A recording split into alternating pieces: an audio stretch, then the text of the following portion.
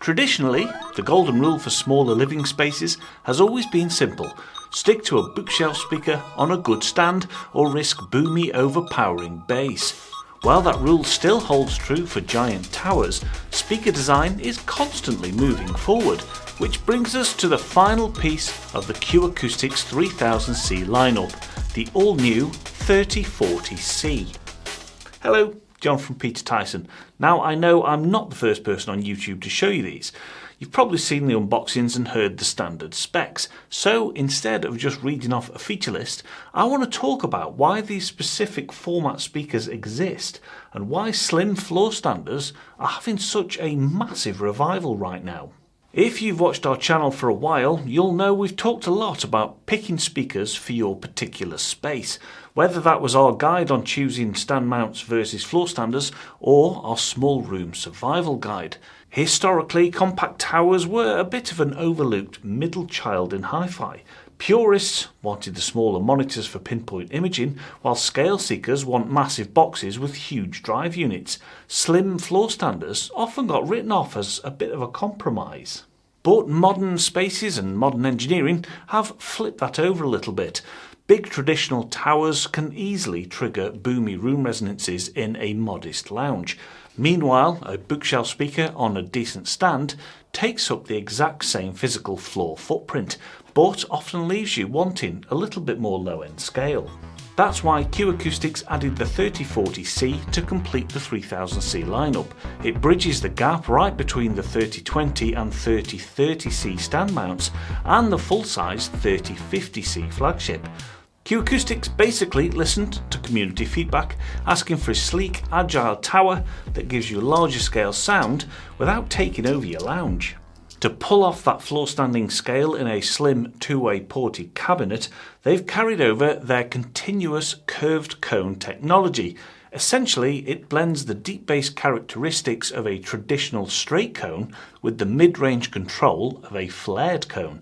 Instead of shoving a massive woofer into a wide box, they've taken twin 120mm mid bass driver setup, the same driver size used in the 3020c bookshelf, and packed it into a tall, slender enclosure.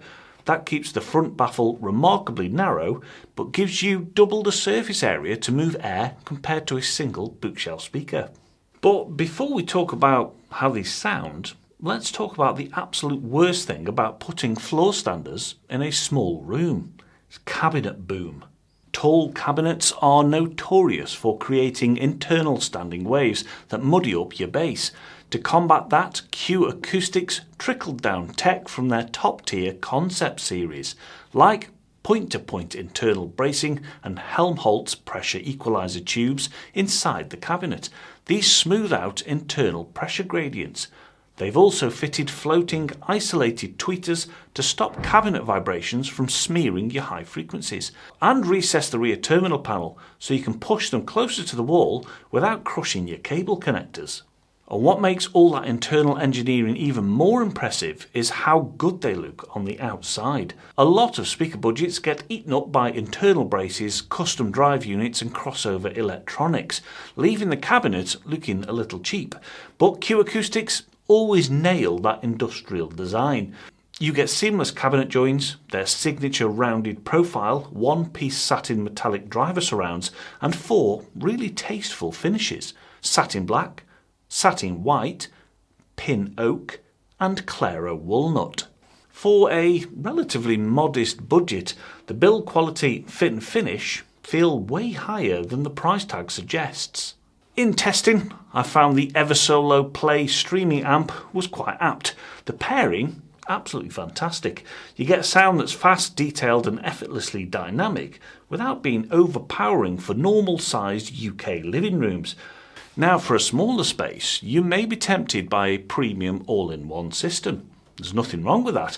I still love them for their easy placement, clever DSP and engineering, and they certainly have their place. But this goes to show a modest separate setup like this gives so much sound for the money. If you ever want to sit down in the sweet spot and listen to your favourite album, you should at least try a system like this.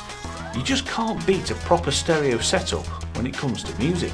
If you're choosing between bookshelf speakers on stands or dedicated compact tower speakers or an all-in-one system, give us a call or pop in and see us and we'll help you decide. Check current pricing in the description below as usual, and you'll see me in the next video. Take care.